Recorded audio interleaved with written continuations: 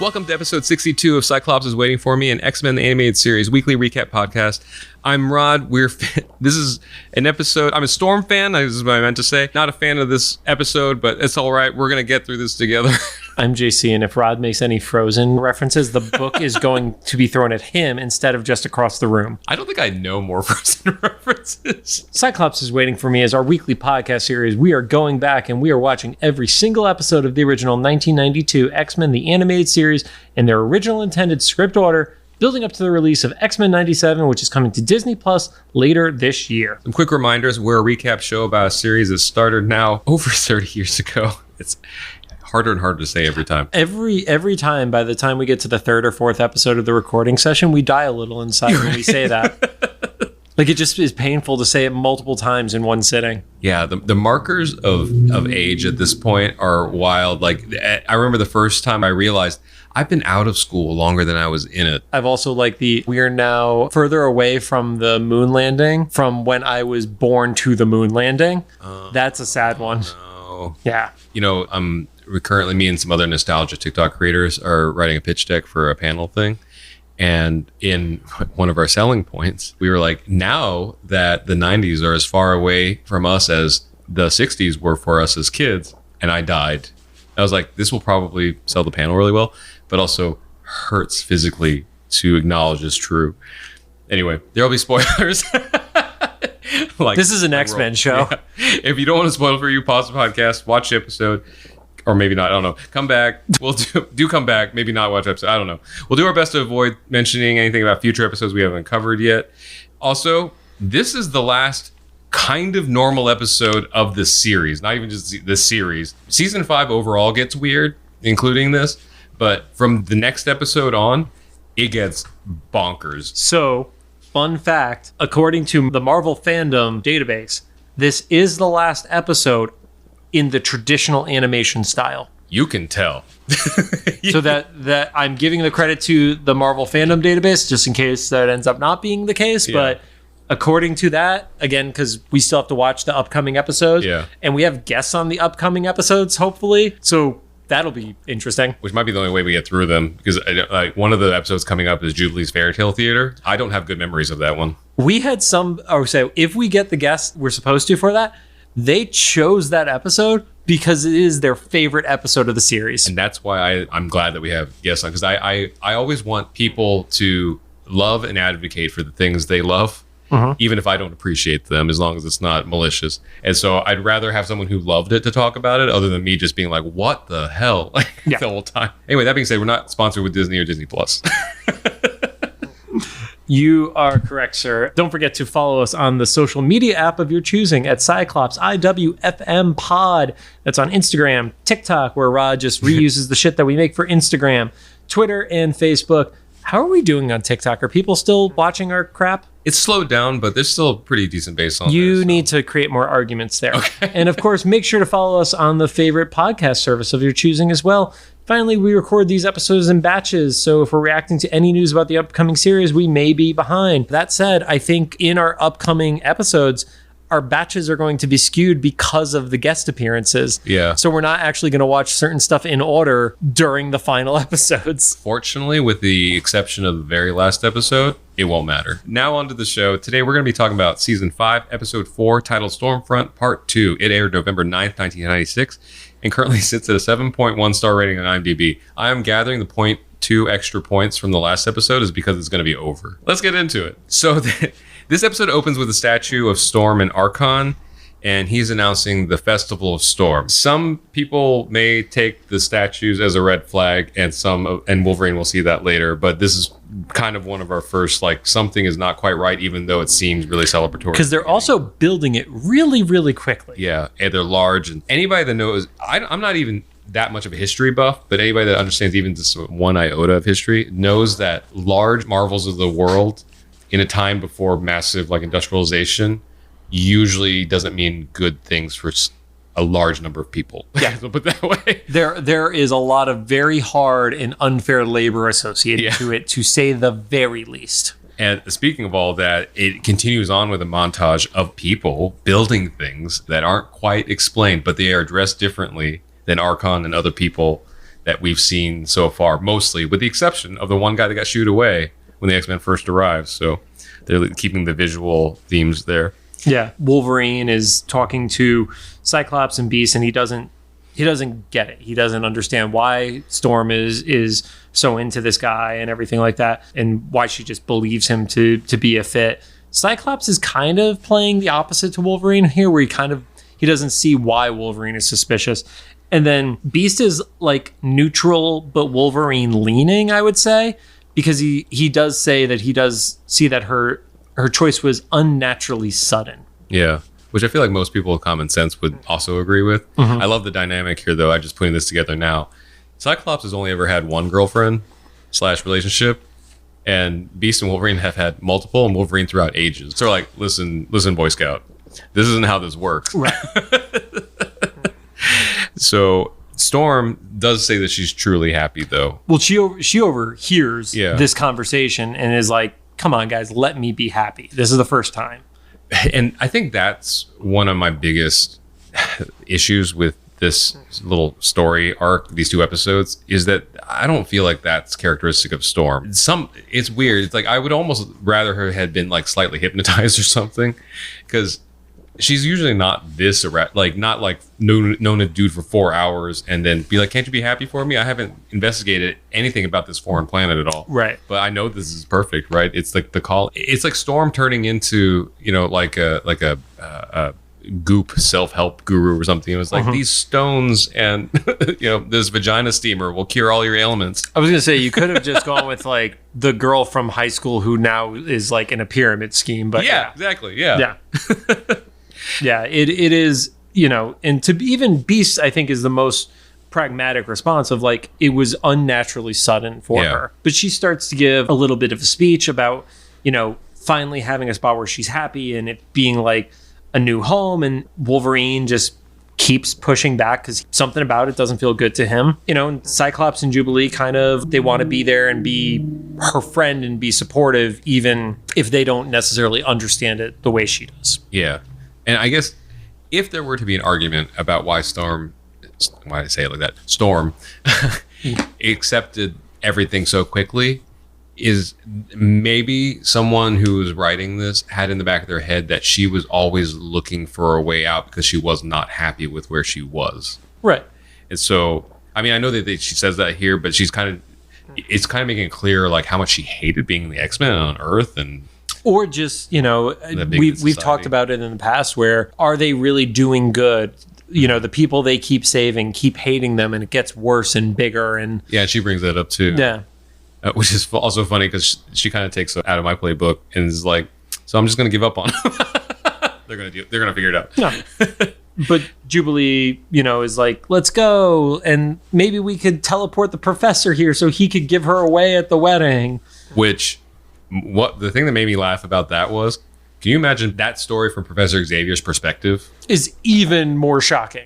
He's still in the lab waiting or something. Maybe not in the lab. He's just his entire team has disappeared through bead portals. Half of his team. Yeah. Everybody else is panicked. Professor X is just sitting there waiting. And then Jubilee comes back through and is like, hey, so we made it back. Storm's getting married. You're giving her away. And he's like, okay, we had to back up a little bit here. Yeah, it's like, the fuck did you just say? In contrast to this, we cut over to where Arkon is in some sort of like not landing pad, it's a base hangar. Yeah, it's a hangar base. Yeah, it's like some generals and stuff. Yeah. It looks like other Motu, generals. Yep, they say the fleet is awaiting orders, and it was like, oh, we're going just like hardcore military right now. Yeah. Okay. And Arkon himself is just, his demeanor has changed. He's like in full villain mode. He's like yelling at people. Yep. He's not being as smooth as he was with Storm because apparently he doesn't need to. I was gonna say apparently he doesn't want to fuck any of them, So, or he already has. There you go. That's how we got them to be in the army. I do love that he points out that the eco instability basically caused them to lose profits. Yeah. So it's not even like the power aspect. It's literally about like riches. It's like, Yeah, that's really depressing. Even in the multi-dimensional, like far off universe, capitalism still exists. Is that really a capitalist society though? Oh, well, I mean, I guess late. I don't know. If they're worried about profits, I guess that's the... I mean, I was saying profits. I don't think those was his exact phrasing. Oh, but productivity. Yeah. It's costing him money. Yeah. So I don't know if that's necessarily capitalism. I don't know how much free trade is going on in this society. Yeah. Well, for him. Yeah. You know. I mean, it's where capitalism is going to go if like Jeff Bezos colonizes Mars. I know I got those billionaires mixed up, but a lot can happen in the next few years. Yeah. So it looks like an advisor or something. Yeah, comes a scientist, dude. And says, "Oh yeah, he does say the science team. They weren't even trying to like make it poetic. They're like our science, council or whatever." What is that word that I wrote? Yeah, it was like a science council. And it says that so they say like, "Oh, turning off the grid and the power, what was it, the power tower thing? The power tower. The energy transmitter, central energy transmitter, CET. So even his own like scientists have figured out, okay, you turn that thing off, we'll fix our weather. And Arkon's like, yeah, we can't have that because it's gonna turn off the obedience collars and stuff. And I was like, okay, so and no one really argues too hard with that. Because this dude is literally the kind of guy that when you disagree with him, will kill you. Yeah. Especially if you like, it's one thing if it's like one of the servants at home, like we see later in the episode when somebody's scared of him. I guarantee this is like Darth Vader shit, where if you disagree with him in a public forum, he literally will choke you out and then you're dead. And somebody else gets a promotion. Yeah, right. And so he points over like a planet off in the distance and says, "This is Belgania." And says they're going to go there to get resources and people. Yep, and laborers. Yep. Laborers are very like... They don't want to overuse the word. Yeah. But not paid skilled workers, we'll put it that way. Yeah. But my favorite moment from that scene is they're like, we're under a peace treaty with him. And he goes, a scrap of paper isn't going to stop me. And then he breaks a tablet. Paper is different in the multiverse. Apparently. But then he's literally like, show no mercy. Yeah. He's like, listen, do you want this festival or not? Do you want a fucking party? Yeah. Because we're not going to party if we don't have laborers, sir.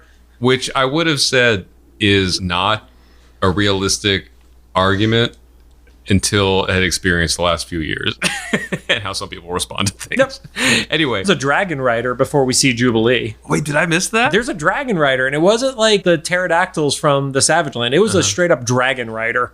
I love that they have dragons in this planet universe and can't figure out how to like not enslave humans. Well, they're probably enslaving the dragons too, if we're being realistic. Basically, any fantasy story that I've ever seen where there are dragons that are being ridden, they're also slaves. There you go. Go hand in hand. See, they should unite. Form a coup. They just put them in separate crews is the problem. Right. Divide and conquer. Then we catch up with Jubilee and Storm. Jubilee's helping Storm get ready for the wedding, and she's super excited that the wedding dress is made of real gold. I'm also going to say helping with big air quotes on that one, because she's kind of just in the way, and Storm puts up with her bullshit. Oh, yeah. She's helping in like a 16-year-old way? Is that how old? 15 or 16. 16-year-old. Yeah. Also, another thing that someone brought up to me once, like some creator I was watching that I've never been able to unhear or unthink, is that when we go to outer space, I remember it was Tristan and Scott from the It's Probably Not Aliens podcast. And they talk about how Ancient Aliens talks about like, the aliens must come here for gold. I love that in every other like fantasy society, other planets and stuff, like we just assume that they value gold. It's an easy trope to understand. Yeah. But it's just funny in this universe, they can have all this stuff and dragons and shit. They're like, gold, that thing, that rock. Literally within human society, it was like, cool, they ruined societies because of taking the gold, and there was so much gold all over the place that it was like, we like it because it's fancy, not because it had actual value. And then the people who put actual value behind it were the ones who decimated societies. So, or what would be really great is if it has so little value in this universe, that's why it's used this thread, because it's so cheap and shitty. Yeah. We find out Arkon's cheap, which would be in character for what we find out. It's great. He's like, on her planet, they love this crap. And he literally just has buckets of it that they're like, do you want this? No, I don't want it. Do you want it? So she knocks into the servant girl. And she starts to apologize, but then the servant gets like really freaked out and is afraid of getting punished. I don't know why it took this long. But then Jubilee and Storm start seeing like, something's off. It's like, you think? Where do you think the statues came from? Yeah, they're like, wait, why is she terrified? Jubilee's not a petulant brat. She's a pain in the ass, but she's not a brat. So she's not, going full on Karen of why did you knock me over kind of stuff. Yeah. And so, yeah, the servant, she runs off like really freaked out. And then that's, I think, the first thing that kind of wakes up Storm a little bit. Storm is very, very slow to wake up in this episode.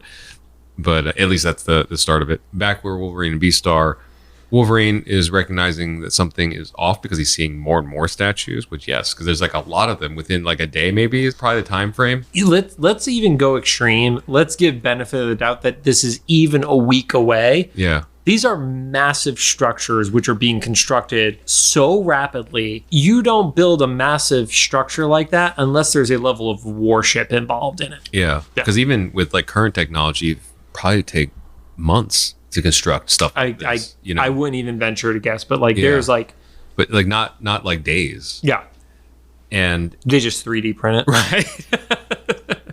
Wolverine brings it's all 3D resin. So it'll just fall apart. Yeah. when you put pressure on the wrong point. Then Wolverine brings up something that I thought was kind of a thin argument, but I don't know. He says that, Storm growing up being worshipped as a goddess has kind of permanently fucked with their head. My only thing is that we haven't really seen that problem come up a whole lot with her currently up in the show. Right. There were references to it, like, when Storm was growing up in like the Cairo episodes and stuff like that, but they never fully explore it as an individual story by itself. And I think this episode is probably as close as the rest of the original X-Men 92 series does get to it. But yeah, that was a whole thing in the comics where she was like worshipped as a god and basically controlled all the weather around where that tribe was and stuff like that. And it fucked with her head and kind of like gave her the ego that she was believing she was a god. Yeah. Which I think I would have gotten, except that they didn't, it never like showed a crack of a problem in the time that we've known her in this show. Right. And so like they present her as a very like totally reformed person. And so, or maybe this was supposed to be the crack, but Wolverine's the only one that really recognizes it. Maybe part of that is of how long he's lived. He's like recognizes human patterns or something. Right, but you also get the comment from Beast that it was like, Xavier was able to get her out of it. So, like, he helped her through that moment. Yeah. So they ask one of the servants, or what they think is a servant, a question, and he starts to respond, but then like immediately gets punished by one of the robots just for like acknowledging. Well, he starts getting scared of like, you can't talk to me. And then he also gets punished on top of it, even though he was rejecting the offer of the conversation too. Yeah. Okay. So he was even just like acknowledging. So it wasn't even like doing anything. Then Wolverine, sees that like these aren't just celebratory vehicles or whatever. Like this is not a flyover or something. Yeah. These are all like warbird ships. Yeah. So basically Wolverine is like ready for a fight, and by that point Cyclops is there with them, and he's still expressing doubt. And Wolverine says, "You've been up in space. Those are warbirds." Yeah. Which, that's especially all the stuff with the Dark Phoenix saga and the Shi'ar and stuff like that. It's like, when a ship is built to fight something versus look pretty. Yeah. And I think Jubilee in this next scene acknowledges like, that's a lot. Yeah. Like, how big is this wedding going to be? Yeah. But, as they start to leave, you do see one of the laborers kind of looks like he's spying on them at that point. Yeah. Like from the shadows. Yeah. Like, it's like, oh, is this dude like a snitch for Arkon and he's spying on them for him or something like that? Surprise, it's Morph. It's not Morph. Yeah, it's not Morph. Back to where Arkon is. He says to Jubilee, the ships are bringing back laborers and gifts. And they kind of just glance over the fact that he said they're bringing laborers. Mm-hmm. Yeah, it's like, oh, that's where our trade school is. Our internship program. Yeah. It's for statue building. It's bad. And then Storm and Jubilee witness Arkon punishing one of these servants. Right. And he's not hiding it anymore, which is it's only interesting to me because of how smooth he was trying to be before then. And he hasn't even gotten to getting married yet. No, and it's like, I mean, you see it in lots of pop culture things where the flag stands out because you're watching from the outsider's perspective, but it's like, okay, we're only seeing minutes of their interaction in total on screen, but it's like, oh, maybe the dude just has a little bit of a temper, but you don't realize it's like, oh no, that's just him letting the veil down by accident a little too early. My friend Marvelous, she always says, when people tell you who they are, believe them. Don't try to fix that for them. And it wasn't even like a thing to legitimately be pissed at, quote unquote. It was, she didn't kneel when she walked into the room. That's right. Yeah. And then the Storm was like, yo, that's overreacting. And Arkon's argument is, you don't know our ways and customs. And it's like, okay, that's not even a red flag. That's like a that's just saying you're a piece of shit. Yeah, dude, you can't use the culture argument for that one. Yeah. Back with Wolverine with Cyclops, and he sees the ships return, and they kind of come back with like cages full of people. Yeah, and it looks like they're doing like an intake of slaves. And they're all dressed the way that we've seen the people who have been portrayed as the laborers too. Yeah, which is a little bit more depressing because now we know it's not a uniform. It's like it's like they're literally just pulling people from their culture and bringing them over. The only thing how we know that is in this like intake process that we see them like getting the bracelets put on. Yeah, so they, you see this interaction where two of them are being separated from each other, and Wolverine is like ready to go, and this the laborer that we saw earlier, the one who I was mentioning that, oh, is that dude a spy, is like, you shouldn't be here. Yeah. Wolverine thinks he's like ready for a fight. He's pointing a gun at him. Yeah, he's pointing the gun. Or a blaster. Yeah. There's no guns in this. But he shoots over Wolverine and knocks out a robot that was apparently getting very close without them realizing it. Yeah. Wolverine apparently does not smell this brand of robot. Because he can smell Sentinels. This brand, new robot. Yeah. And so this new guy introduces himself. It's like really on the nose name. He says, my name is Mentor. Which I looked up Mentor because I was like, why does that sound familiar? Mentor is a member of the Imperial Guard. Is this a related character? Not at all. Okay. Nope. That's just another mentor. Okay. Yep. It's a big universe. There could be more than one mentor. Well, if he was like humble bragging. Also, he's like, I'm not going to brag or anything, but they named me Mentor. So my name isn't Mentor, but my title is Mentor. And so they work together. That's a callback. Yeah. Hopefully you've been listening. Continuity. To Russo. Yeah. And they work together to free the newly captured slaves that they were watching just being intake there earlier. In the middle of this scuffle, the robots are starting to overtake them. And Mentor says it seemed like he was trying to hide this, but he says it out loud. He's like, I have one of the portal things, but I was saving it for an emergency. And Beast was like, this is an emergency. Yeah, you should use this right now, sir. So they do it, immediately escape, and we cut back to Storm, still kind of unfazed from the thing that happened before with Arkon. I think she's just so like love drunk on this scenario that I think she's just not seeing stuff. And that still goes to like be uncharacteristically quick that she changed her mind. That's fair, because now that I'm thinking about like my real life, You've done dumb shit. Yeah, I've done dumb shit, but also I've been to weddings where the bride or the groom has made one too many excuses for the other. And at the wedding? Oh, good. Go through it. This is healthy. And then it doesn't, surprise, surprise, doesn't work out down the road. So, I can see it. She's like, but I'm already here. I have the dress picked out. Speaking of dresses, she asks the new there's like new servants every time this happens. Well, of course there are, because this dude is probably killing them the second they're off camera. So this current servant, Storm, is like, which dress do you think? I guess at this point she's picking like the reception dress or something, because there's like a lot of outfits happening right now. Dude. Royal weddings, she's got like 7 outfit changes. Come on. So this servant girl freaks the fuck out. She's like, please don't ask me. And this is what broke my heart. She said, like, if I choose the wrong one, then I'll be punished. Yeah. It was like, what? Like, because you know that Arkon is such a piece of shit. He will probably ask opinions, and there's no way they could get it right anyway. And he just uses that as an excuse to be like a torturous piece of shit. Yeah, it's awful. So Storm still defends Arkon as a good man. She's like, I can fix it, which is, from the outsider perspective, it's like, oh shit, that's the flag for you right now. If you say I can fix it, there's some shit going down. And she's saying all this to Jubilee, and that she's needed here, that she loves him. And Jubilee says what I was thinking when Storm was saying all this, because Storm was saying a little bit too much. Jubilee's like, oh, I don't think I'm the one you're trying to convince. We cut away from all that. We're at some sort of like cave or cavern where Mentor has Wolverine and Cyclops. And Beast is getting treated for his injuries. Oh yeah, I forgot. Beast got injured in all this. Beast finally begins to doubt the wedding at that point. He's a smart guy, right? And then get a little more of an exposition dump on what's been going on. And they mention that thousands have become enslaved and that thousands have died. Like, they actually acknowledge that thousands of people have died because of it.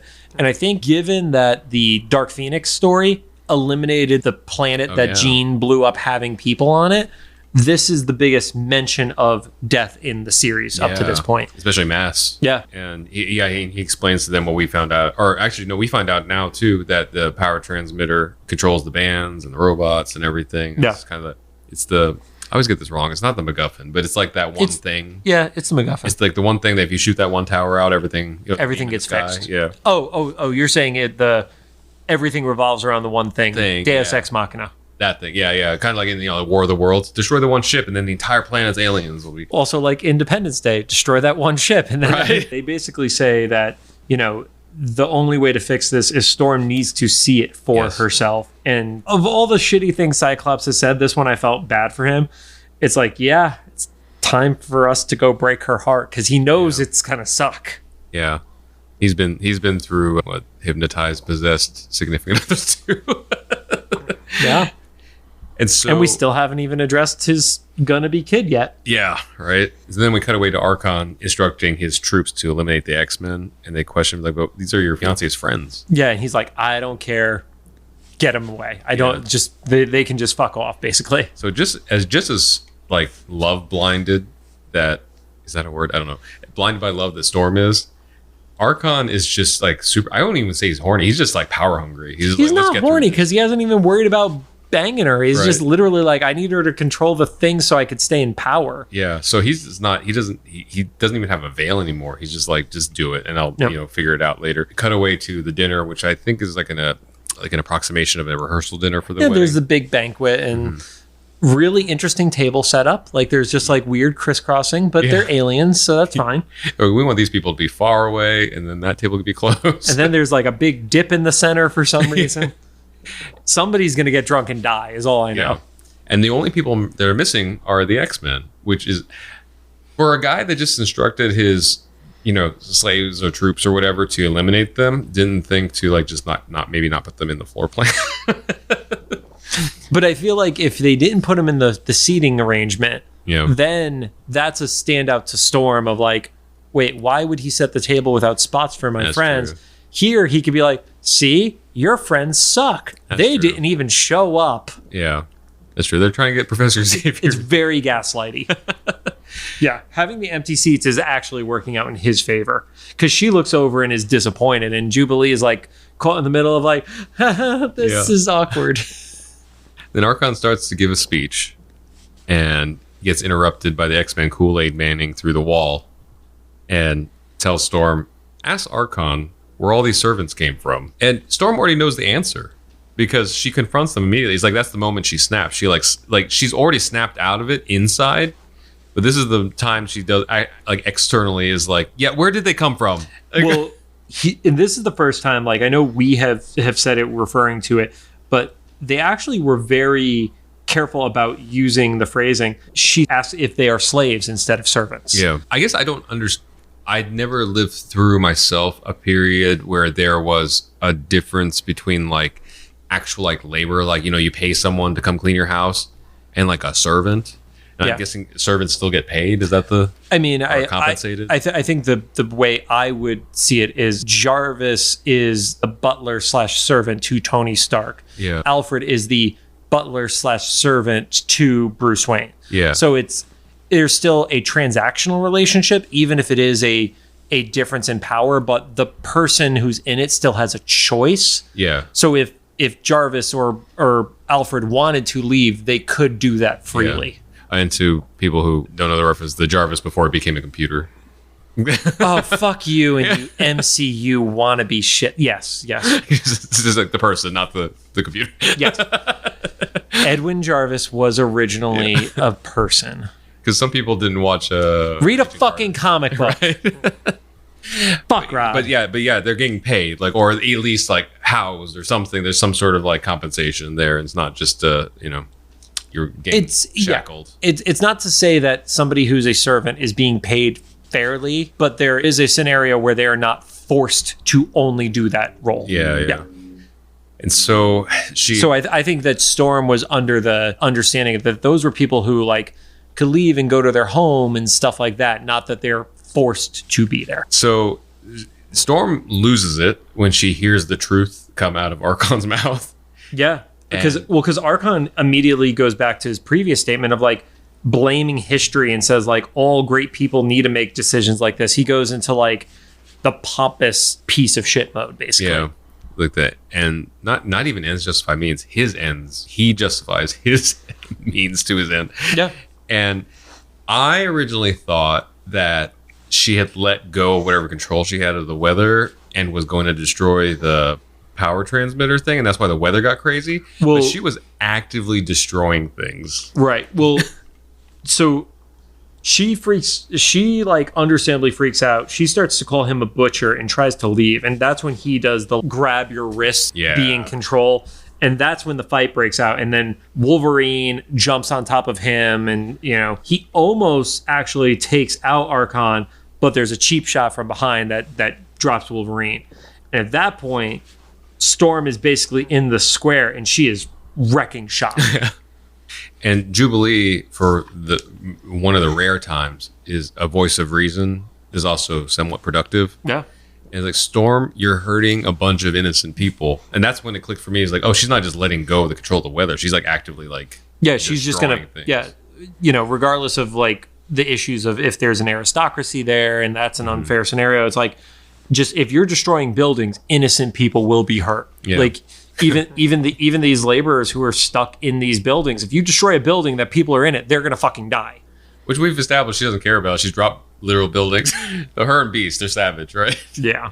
But Jubilee is able to successfully talk her down. Mm-hmm. And it kind of quickly accelerates from this point.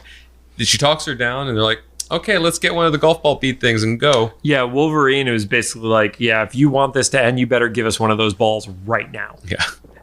And so they start leaving, and Storm is, poetically the last one in line to leave. And Arkon is just like being a total dude bro. Well, he goes through phases on it, but he goes in rapid succession.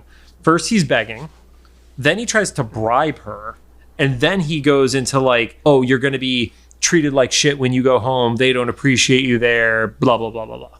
So he literally goes 3 phases in like 6 seconds. Of incel panic. Yeah, total incel panic. That's spot on.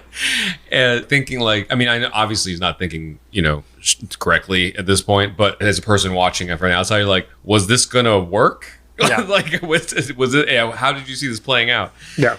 And he's grasping at straws at that point. No doubt. So right before she leaves, she pops the Storm statue's head off, destroying it, and then gets one last second shot and pops the power transmitter. Yep. And then we don't even get to see the completeness of it, but we see the slaves starting to get freed. Yep. And you just kind of imagine what happens at that point. So, and she gives the ultimate fuck you back to him, calling it a royal wedding gift from the heart. And it's like, this is the last time you're ever going to see me. Good luck not dying. Yeah. Which, once again, I know it was a cool poetic moment of leaving or whatever, but in, theme of the X-Men, just like just keep letting villains go. They still have a bunch of those portal beads, and he knows where she lives. And he might get ripped apart now, but I don't know. I wouldn't leave that loose thread open. I would at least stay and watch him get ripped apart. But then she has to not let him get ripped apart because she won't let him die. If he dies and she doesn't see it, it's not her fault. But she can't watch him die. But what if she puts him in a building, then drops it? Then the building killed him. See? Then shoddy construction is the plan. Yeah. They're back at the X Mansion. Storm is lamenting at the top of the tower. That I kind of like in my head have made that like the sad tower. That's where all the X-Men go when they're going through like a crisis and just sorting stuff out and just being sad. And it feels like it's just all the adults, like basically everybody but Jubilee understands there's someone up there. Leave them alone. Wasn't she up there sad at one point though when she was talking to Storm and Storm gave the like freaks like all of us moment? Yeah, she doesn't get it though. She always tries to go there. She understands it for herself, but not anybody else. Yeah. And then Wolverine kind of holds her back and is like, you're just going to have to let her be sad for a while, Right. And then it just ends on that, like, it's not even a bittersweet moment. It's just a bitter moment. Yeah. It's kind of the Storm's version of, like, losing Magda or something. Yeah. It's like, even though Arkon was objectively an asshole, in her head, there was a time where he was, like, her... an idealized version. Yeah. Like, he was finally the thing that she's always been looking for. So that kind of sucks. And she was going to get to be a god again. At the very least, she was Empress. Yeah. Yeah. So, anyway, not the greatest of episodes. My favorite character, and not my favorite of episodes, but we got through it. We got through it. I don't have any more thoughts about it besides it happened. And like I said, aside from this is the last episode in the traditional animation style that was created or aired, there were barely any notes. Like, even the Arkon stuff, that was me, like, literally searching for his name and not even, like, trivia associated to these episodes. Yeah, I think the closest thing was, like, and this was even the last episode, was all like the He-Man kind of, like, parodies almost. Yeah, I mean, I'll throw those on the Instagram and stuff like that, but it was just kind of like, there's something about this episode that just did not resonate with me, and I think that carried over to, like, just as a wider aspect, it just didn't resonate, because, not to keep going back to it, but Beast being like, it was uncharacteristically quick that she made this decision. And I think that's a part of what makes it hard to attach, because it's like, would she really have bought into it this fast? Yeah. It was just a little... she was off in this. I was half expecting to be like, it was a Skrull all along. I don't know why it would be that, but it just didn't seem like her. Well, Skrulls have been in the animated series. Yeah. There's that one episode in Mojo World where there's a Skrull in the audience.